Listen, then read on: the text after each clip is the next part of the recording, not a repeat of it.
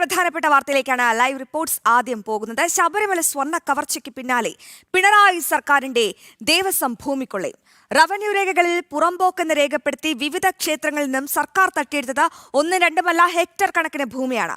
ഭൂമിക്കൊള്ള നടന്നത് റീസർവേയുടെ മറവിൽ സർക്കാരിന്റെ അഴിമതി പുറത്തായത് ഹൈവേ വികസനത്തിന് ഭൂമി ഏറ്റെടുത്തതോടെ ദേശീയപാത വികസനത്തിന് കേന്ദ്രം വിവിധ ക്ഷേത്രങ്ങൾക്ക് അനുവദിച്ച പണവും സർക്കാർ തട്ടിയെടുത്തു. ഈ ഓഡിറ്റ് രേഖകളിലാണ് ഈ നിർണായകമായ വിവരങ്ങളുള്ളത്. വിവരങ്ങൾ നൽകും പ്രജിത് മോഹനൻ. പ്രജിത്, ഈ സർക്കാർ ഈ പൊതുസ്വത്തും ജനങ്ങളുടെ പൊതുസ്വത്തും ക്ഷേത്രങ്ങളുടെ സ്വത്തും സംരക്ഷിക്കേണ്ട അതേ സർക്കാർ തന്നെ വിളവ് തിന്നുന്നു, അതായത് വേലി തന്നെ വിളവ് തിന്നുന്ന ഒരു കാഴ്ചയാണ് കേരളത്തിൽ കാണാൻ സാധിക്കുന്നത്. പിണറായി സർക്കാരിന്റെ ഒരു തീവെട്ടിക്കൊള്ള എന്താണ് പ്രജിത് ഏറ്റവും പുതിയ വിശദാംശങ്ങൾ?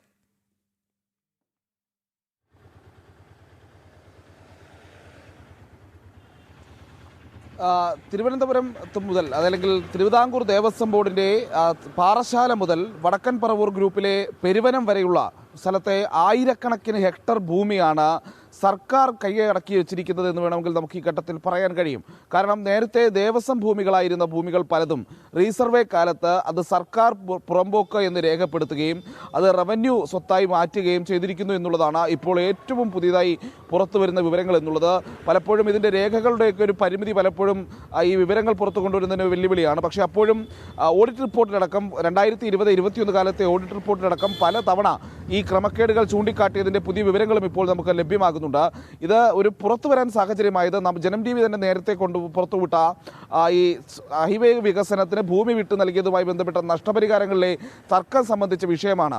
ഹൈവേക്കായി വിട്ടു നൽകിയ ക്ഷേത്രഭൂമികളുടെ ദേവസ്വം ഭൂമികളുടെ നഷ്ടപരിഹാര തുക സർക്കാർ കൈയടക്കുകയും അത് സർക്കാരിലേക്ക് വാങ്ങുകയും ചെയ്തതുമായി ബന്ധപ്പെട്ട ജനം ടി വി പുറത്തുവിട്ട വിവരാവകാശ രേഖയിലൂടെയാണ് ഈ വാർത്തകളുടെ തുടക്കം ഉണ്ടാകുന്നത്. അതിന് പിന്നാലെ നമ്മൾ മനസ്സിലാക്കുന്നു സർക്കാർ ഭൂമി ദേവസ്വം ഭൂമികൾ എല്ലാം സർക്കാർ ഭൂമിയാണെന്ന് സംസ്ഥാന സർക്കാർ തന്നെ അവകാശവാദം ഉന്നയിച്ച് 2023 പുറത്തിറക്കിയ ഒരു ഉത്തരവ് നമ്മൾ പുറത്തു കൊണ്ടുവന്നിരുന്നു.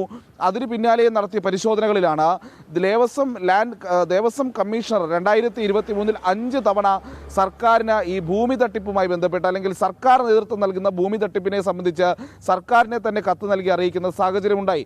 പല ദേവസ്വം ഭൂമികളും സർക്കാർ റീസർവേ നടക്കുന്ന സമയത്ത് റവന്യൂ ഭൂമികൾ എന്ന രീതിയിൽ മുദ്രകുത്തപ്പെടുകയും അതിൻ്റെ ഉടമസ്ഥാവകാശം ദേവസ്വം ബോർഡിന് നഷ്ടമാകുകയും ചെയ്തിരിക്കുന്നു എന്നുള്ളതാണ് ദേവസ്വം കമ്മീഷണർ 2023 5 കത്തുകളിലായി സംസ്ഥാന സർക്കാരിനെ അറിയിച്ചത്.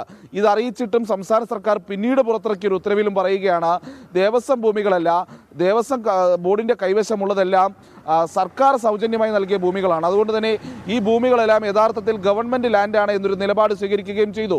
ആ സാഹചര്യത്തിലാണ് പലവിധ ദേവസ്വങ്ങളുടെ ഭൂമി ഈ രീതിയിൽ നഷ്ടമായിരിക്കുന്നത്.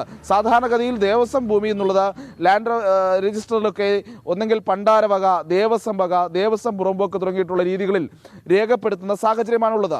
ഇത് റീസർവേ നടക്കുന്ന സമയത്താണ് ഇത്തരത്തിൽ രേഖപ്പെടുത്തിയിരുന്ന ഭൂമികളെ പലതും സർക്കാർ പുറമ്പോക്ക്, റവന്യൂ പുറമ്പോക്ക് എന്ന രീതിയിൽ രേഖപ്പെടുത്തുകയും അതിൻ്റെ ഉടമസ്ഥാവകാശം തിരുവിതാംകൂർ ദേവസ്വം ബോർഡിന് നഷ്ടമാകുകയും ചെയ്തിരിക്കുന്നത്.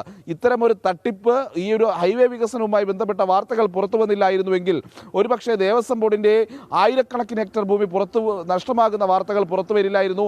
ഇനി ഞാനൊരു ഉദാഹരണം അശ്വതിക്ക് പറഞ്ഞു തരാം. 2020-21 കാലത്ത് തിരുവിതാംകൂർ ദേവസ്വം ബോർഡിൻ്റെ ഓഡിറ്റ് റിപ്പോർട്ടിൻ്റെ ഒരു പകർപ്പാണ് ഇത് എന്നുള്ളതാണ്. അതിൻ്റെ ഭാഗമായി കൊല്ലം ഓഡിറ്റ് റിപ്പോർട്ടിൻ്റെ 1-ാം ഭാഗത്തിൻ്റെ പേജ് 55, 56, 57, 58 പേജുകളിൽ വരുന്ന കൊല്ലം മായക്ഷിക്കാവ് ദേവസ്വത്തിൻ്റെ കൊല്ലം ഗ്രൂപ്പിലെ ചവറ സബ് ഗ്രൂപ്പിൽപ്പെടുന്ന മായക്ഷിക്കാവ് ക്ഷേത്രത്തിൻ്റെ ഭൂമി സംബന്ധിച്ചാണ് ഈ കണക്കുകൾ. റീസർവേക്ക് മുമ്പ് ഏതാണ്ട് 2.04 ഏക്കർ ഭൂമി ഈ ദേവസ്വത്തിനുണ്ടായിരുന്നു. പക്ഷേ റീസർവേക്ക് ശേഷം അത് വെറും 79 സെൻറ്റായി ചുരുങ്ങിയിരിക്കുന്നു. ദേവസ്വം ഭൂമിയിൽ 2 ഏക്കർ നിന്ന് 79 സെൻറ്റായി ചുരുങ്ങിയിരിക്കുന്നു. അതിൽ ഏതാണ്ട് 63 സെൻറ്റ് 8 സ്വകാര്യ വ്യക്തികൾ കൈക്കലാക്കിയതായി തന്നെയാണ് നമ്മൾ മനസ്സിലാക്കുന്നത്. എന്നാൽ ബാക്കിയുള്ള 61.82 സെൻറ്റ് എന്ത് സംഭവിച്ചു എന്നുള്ളത് സർക്കാർ കൃത്യമായി ദേവസ്വം ബോർഡിന് പോലും കണക്കില്ല എന്നുള്ളതാണ്. ഇത് സംബന്ധിച്ചുള്ള കോടതി വ്യവഹാര രേഖകൾ പോലും പലതും ലഭ്യമല്ല എന്നുള്ള കാര്യവും ഈ പറയുന്ന ഓഡിറ്റ് റിപ്പോർട്ടിൽ സൂചിപ്പിച്ചിട്ടുണ്ട്. അതിൽ ഏറ്റവും ശ്രദ്ധേയമായിട്ടുള്ള കാര്യം റീസർവേക്ക് മുൻപ് കൃത്യമായ സർവേ നമ്പറിലുള്ള ദേവസ്വം ഭൂമിയാണെന്നിരിക്കെ ഈ റീസർവേക്ക് ശേഷം നഷ്ടമായ ഭൂമിക്ക് വേണ്ടി സർക്കാരിനെ സമീപിച്ച സമയത്ത്, ജില്ലാ കളക്ടറെ സമീപിച്ച സമയത്ത്, ലാൻഡ് റവന്യൂ കമ്മീഷണറെ സമീപിച്ച സമയത്ത് എല്ലാവരും ദേവസ്വം ബോർഡിനെതിരെ വിധിച്ചു എന്നുള്ളതാണ് ഇതിൽ ഏറ്റവും വിചിത്രമായിട്ടുള്ള കാര്യം.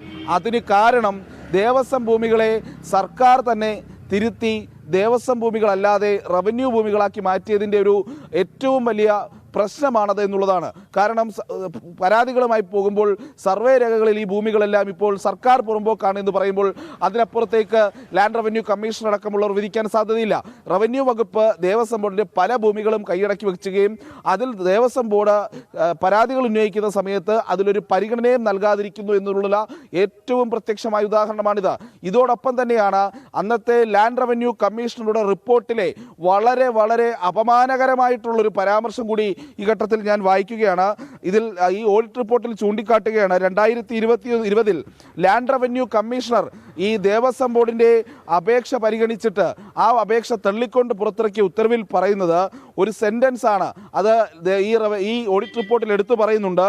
തോട്, പാറ, ക്ഷേത്രമുൾപ്പെടെ ആകെ 62.16 ഭൂമി ഇപ്പോഴും സർക്കാർ പുറമ്പോക്കാണ്.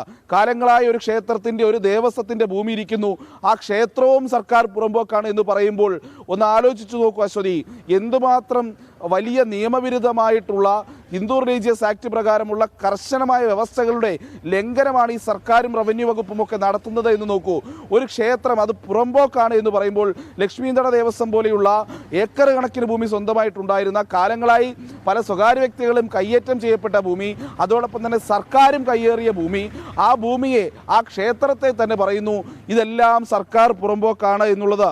അപ്പോൾ തീർച്ചയായും പ്രജിത്താണ് വളരെ വിശദമായ കാര്യങ്ങൾ അവതരിപ്പിച്ചത്. പ്രിയപ്പെട്ട പ്രേക്ഷകരെ, വളരെ നിർണായകമായ ഒരു വാർത്തയാണ് ഞങ്ങളുടെ പ്രതിനിധി പ്രജിത്ത് പ്രേക്ഷകരിലേക്ക് എത്തിച്ചത്. അതായത് ഈ ശബരിമല സ്വർണ്ണ കവർച്ചയ്ക്ക് പിന്നാലെ സംസ്ഥാനത്തെ വിവിധയിടങ്ങളിലെ ക്ഷേത്രങ്ങളിലെ ഭൂമികളും അത് പുറമ്പോക്കായി രേഖപ്പെടുത്തി സർക്കാർ സ്വന്തമാക്കിയിരിക്കുന്ന നിർണായകമായ വാർത്ത. ഒരു ചെറിയ ഇടവേള അനിവാര്യമാണ്. വാർത്തകളിലേക്ക് വളരെ പെട്ടെന്ന് മടങ്ങിയെത്താം.